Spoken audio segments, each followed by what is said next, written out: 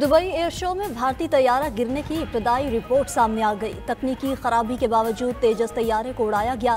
Flight control system में jam या linkage break होने के खदशे का इजहार। हाइड्रोलिक फेलियर के बायस तैयारे का कंट्रोल रिस्पॉन्स मुतासर हुआ। उधर अमाराती एविएशन हुकाम और अस्करी माहिरीन ने भी हादसे की तहकीकात शुरू कर दी। फ्लाइंग रूल्स की खिलाफ वर्जी के इम्कान की भी तहकीकात की जाएंगी। देखा जाएगा कि क्या भारतीय तैयारा 300 फीट की कम अज कम ऊंचाई से नीचे उड़ाया गया। फ्लाइंग कंट्रोल कमेटी की मंजूर शुदा प्रोटोकॉल्स और वीडियोस का बगौर जायजा लिया जाएगा।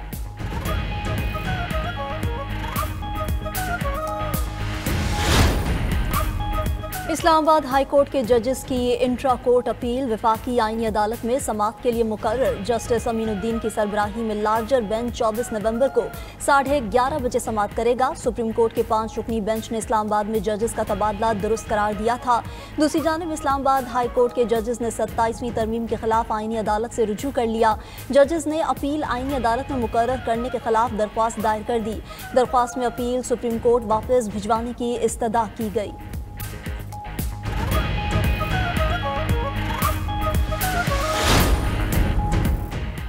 वफाकी हुकूमत ने सोने की दरामद और बरामद पर पाबंदी खत्म कर दी। वफाकी काबीना की मंजूरी के बाद नोटिफिकेशन जारी। सोने की आलमी तिजारत से मुतालिक मुअत्तल शुदा एसआरओ बहाल। हुकूमत ने कीमती धातों और जेवरात की दरामद व बरामद से मुतालिक कुछ तरामीम की। कीमती धातों और जेवरात की दरामद व बरामद का फ्रेमवर्क बरकरार रहेगा। रवां साल मई में सोने की दरामद व बरामद पर पाबंदी आयद की गई थी।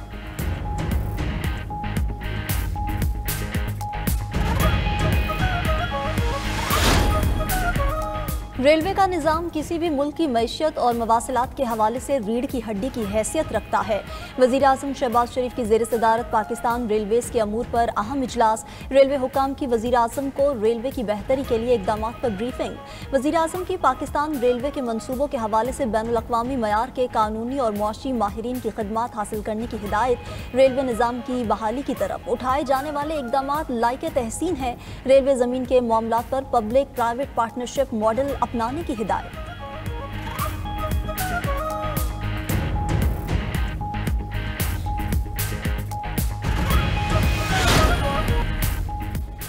IMF ने भी कह दिया कि पाकिस्तान में करप्शन है जो निज़ाम का मुस्तकिल हिस्सा है। इदारों की कारकर्दगी सियासी दबाव में आ जाती है। PTI रहनुमा तैमूर सलीम झगड़ा की हुकूमत पर तनकीद। बोले आलमी इदारे ने 26वीं तरमीम पर सवालात उठाए हैं। रिपोर्ट अदालतों की कारकर्दगी पर भी सवालिया निशान है। साबिक गवर्नर सिंध मोहम्मद जुबैर ने हुकूमत से IMF की रिपोर्ट पर वजाहत मांग ली। सवाल उठाया कि हुकूमत ने 3 माह तक रिपोर्ट क्यों छुपाए रखी।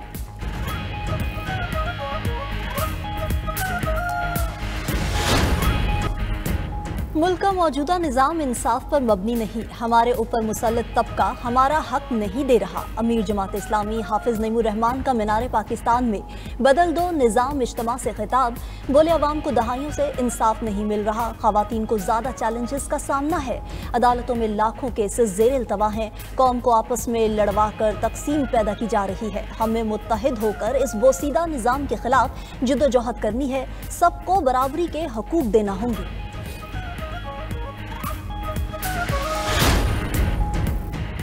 बानी PTI को तन्हाई में 22 घंटे सेल में रखा जा रहा है। सियासी कैदी के साथ ऐसा सख्त जुल्म आलमी कवानीन की भी खिलाफ वर्जी है। रहनुमा PTI शेख वकास अकरम का कहना है हुकूमत बानी PTI से खौफजदा है। इसी खौफ के बायस मुलाकात भी नहीं करवा रहे। वज़ीर इत्तलात पंजाब अज़म बुखारी ने रद्द-ए-अमल दिया। जेलों में कैदियों से मुलाकात करवाने से वज़ीर आला पंजाब का कोई लेना देना नहीं है। मरियम नवाज किसी सरकारी अफसर के काम में मुदाखलत नहीं करती। बानी PTI से हफ्ते में 2 दिन मुलाकातें होती हैं। जेल रूल्स के मुताबिक सियासी मीटिंग्स की इजाजत नहीं।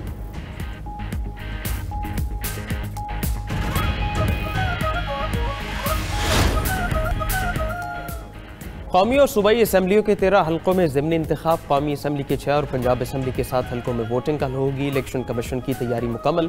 इंतखाबी अमले को सामान की फ्राहमी। इंतखाबात के लिए सिक्योरिटी के फुल प्रूफ इंतजामात। एलीट फोर्स और क्विक रिस्पॉन्स टीम्स किसी भी हंगामी सूरत हाल के लिए अलर्ट है।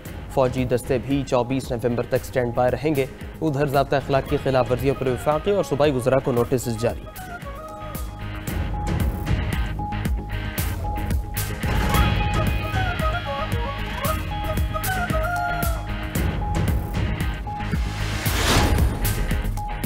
NA 129 लाहौर में नून लीग के हाफिज नुमान और आज़ाद उम्मीदवार अरसलान अहमद के दरमियान मुकाबला। NA 185 DG खान में लीगी उम्मीदवार महमूद कादिर खान और पीपल्स पार्टी के सरदार दोस्त मोहम्मद मद मुकाबिल। NA 143 साहिवाल में नून लीग के चौधरी मोहम्मद तुफैल जट और आज़ाद उम्मीदवार अजरार अकबर आमने सामने हैं। फैसलाबाद के NA 96 में नून लीग के बिलाल बदर चौधरी और आज़ाद उम्मीदवार नवाब शेर वसीर में मुकाबला।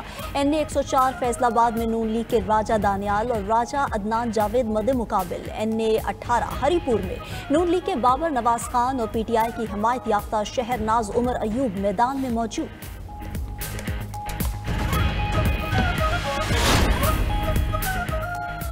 PP 115 में नून लीग के मियां ताहिर जमील और तारिक अहमद चीमा। PP 98 से नून लीग के आज़ाद अली तबस्सुम और आज़ाद उम्मीदवार अजमल चीमा मैदान में। PP 116 में राना अहमद शहरियार और आज़ाद उम्मीदवार मलिक असगर अली कैसर में मुकाबला। PP 269 में मियां अलमदार कुरैशी सरदार इकबाल खान पताफी। PP 87 में नून लीग के अली हैदर नूर खान और आज़ाद उम्मीदवार नवाबजादा अयाज खान मद मुकाबिल। PP 203 में नून लीग के चौधरी मोहम्मद हनीफ जट और आज़ाद उम्मीदवार फलक शेर डोगर आमने सामने है।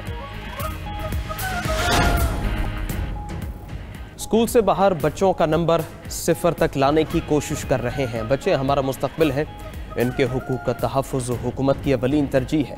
ऐसी मुआशरत चाहते हैं जहां हर बच्चा महफूज, मुतमईन और बाइख्तियार हो। बच्चों की वजह से ये दुनिया खूबसूरत है, इनकी मोहब्बत और तरबियत से ये खूबसूरती बढ़ती है। वज़ीर आला सिंध का तकरीब से खिताब। सी व्यू पर वर्ल्ड चिल्ड्रन डे पर आगाही वॉक। मुराद अली शाह बच्चों में घुल मिल गए। भारत ने अमरीकी दबाव के आगे घुटने टेक दिए। भारतीय कंपनी का रूसी तेल ना खरीदने का फैसला। वॉशिंगटन पोस्ट के मुताबिक मोदी के करीबी अरबपति मुकेश अंबानी ने अमरीकी हुक्म मानकर रूसी तेल खरीदना छोड़ दिया। भारत बरसों रूसी तेल से अरबों डॉलर कमाता रहा। अब अमरीकी दबाव पर रिलायंस कंपनी ने यू टर्न ले लिया। मोदी हुकूमत का नाम नहाद खुद मुख्तारी का नारा भी झूठा साबित हुआ।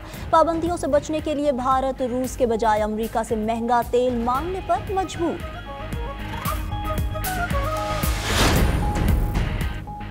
नाइजीरिया में मुसल्लह अफराद ने स्कूल से 227 तलबा को अगवा कर लिया। क्रिश्चियन एसोसिएशन ऑफ नाइजीरिया की कैथोलिक स्कूल से तलबा के अगवा की तस्दीक। हमलावरों ने सेंट मैरीज स्कूल पर धावा बोलकर तलबा और स्टाफ मेंबर्स को यरगमाल बनाया। सादर बोला टिनोबो ने बदअमनी के बायस अपने गैर मुल्की दौरे मनसूख कर दिए। सिक्योरिटी फोर्सेस का मखवियों की बाजियाबी के लिए जंगलात में सर्च ऑपरेशन।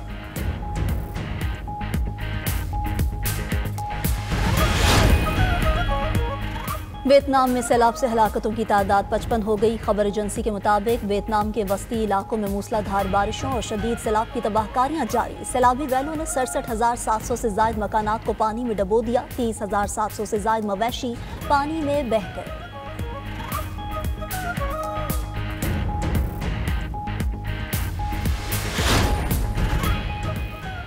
बांग्लादेश में ज़लज़ले से अमवात 10 हो गई। आफ्टर शॉक्स का सिलसिला जारी। गुज़श्ता रोज़ बांग्लादेश में 5.7 शिद्दत का ज़लज़ला आया था। भारत के इलाकों में भी ज़लज़ले के झटके महसूस किए गए थे।